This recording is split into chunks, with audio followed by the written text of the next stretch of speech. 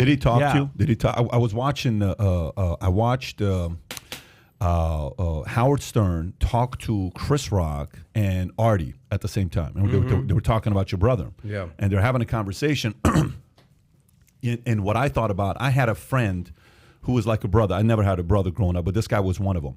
And I remember when I lost this guy. I remember where I was driving when I got the call, and it was the most painful thing. And the crazy thing about when we went to his funeral was we were all sitting afterwards, all the boys, like 10 of us, were sitting at the table, and everybody's looking at our table saying, why aren't these guys laughing and crying at the same time?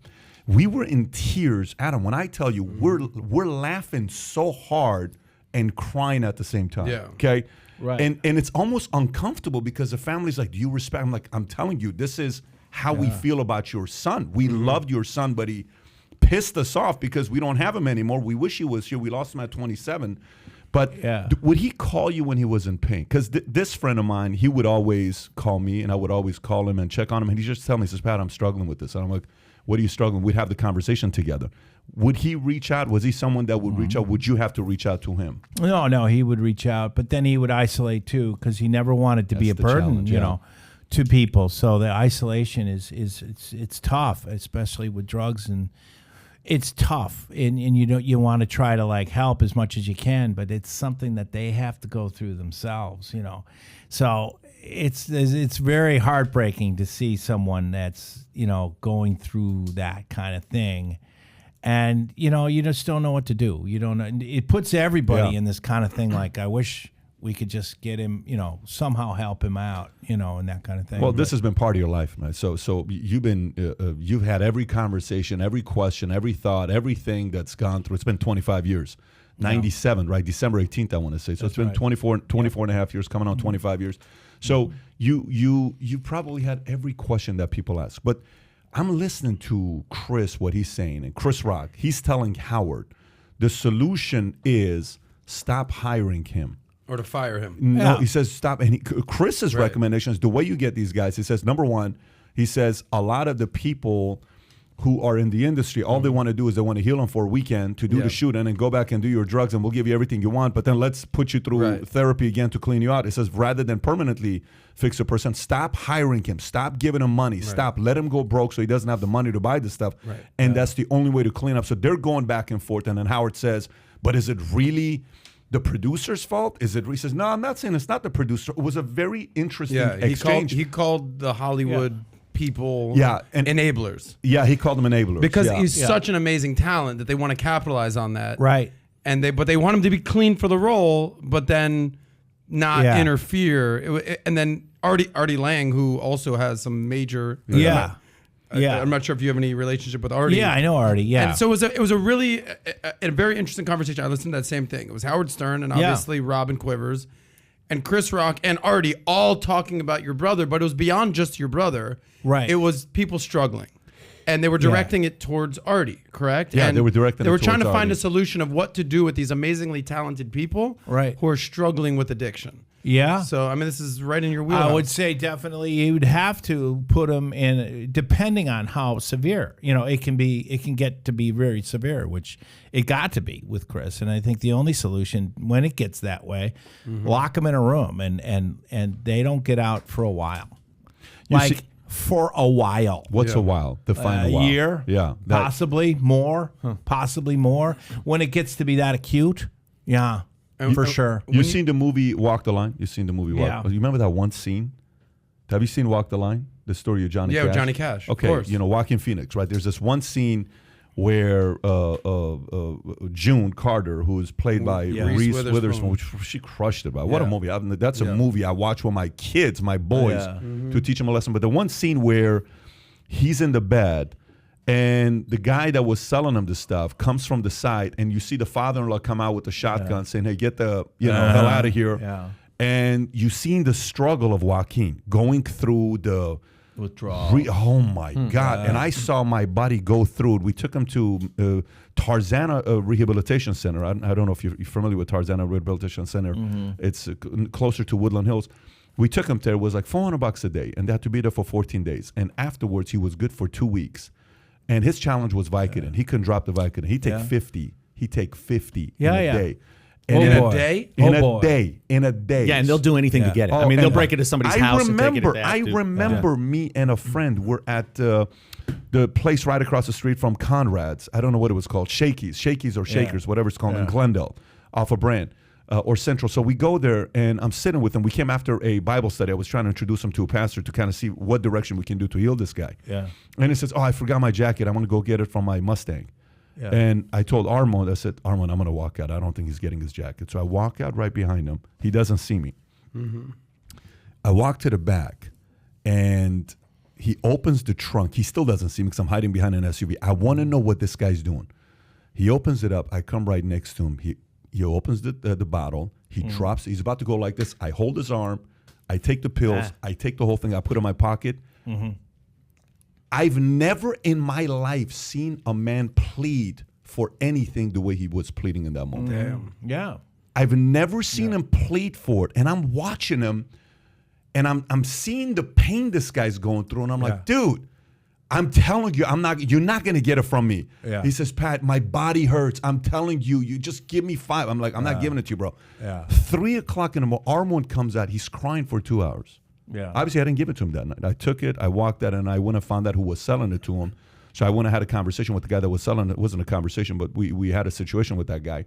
And a dentist was selling these Vicodins to him because it was like a way of, it was a dentist because he was making $5-10 a pill, whatever it was. Jeez. And there was so much connection. But, okay, we can get rid of the dentist. There's going to be another doctor that's going to prescribe illegally. We can get rid of the guy that was selling it to him and do whatever we want to him and eliminate him.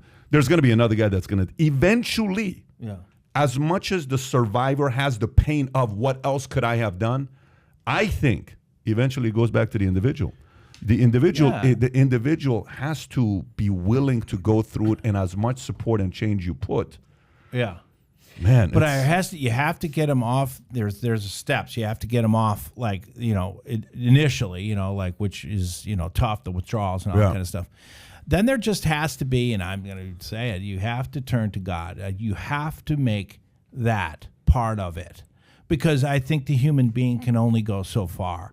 And with anything, that goes with anything. When you're struggling with anything, we can only go so far. And if we don't reach out, it's not going to work. We're meant for that, I believe. It's crazy you say that. It's crazy you say that.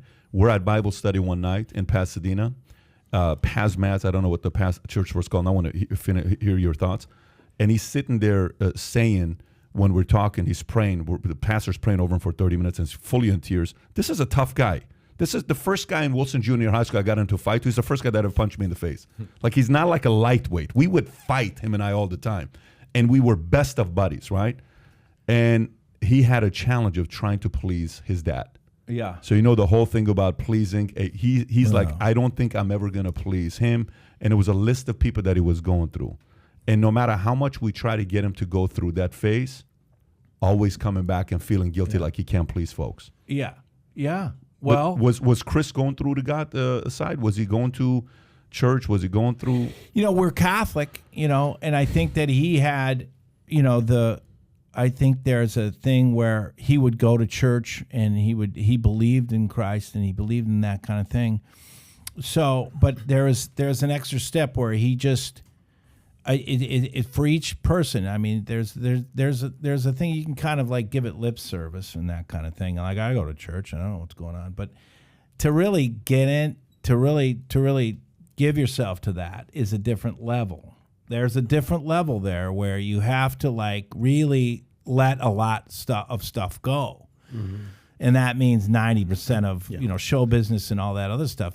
You have to let a lot of stuff go, and just live and just be, and understand that none of this really matters. There's one other dynamic there too. Chris was in his early 30s, right? Mid 30s when it happened. 33. Guys at that age oftentimes are married, right? Or they have a girlfriend. You never think about it with Chris Farley. So he probably was on his own a lot. At home, traveling New York to Chicago. And sometimes if you have a strong female, a wife, a girlfriend. They can be there to monitor it and maybe, be there and maybe keep him from, some of these bad habits and whatnot. But he was living alone, right? When in Chicago? Yeah, and that's another thing I would say to anybody that's having trouble with drugs, find a girl that's good for you, not somebody that's going to be bad for you.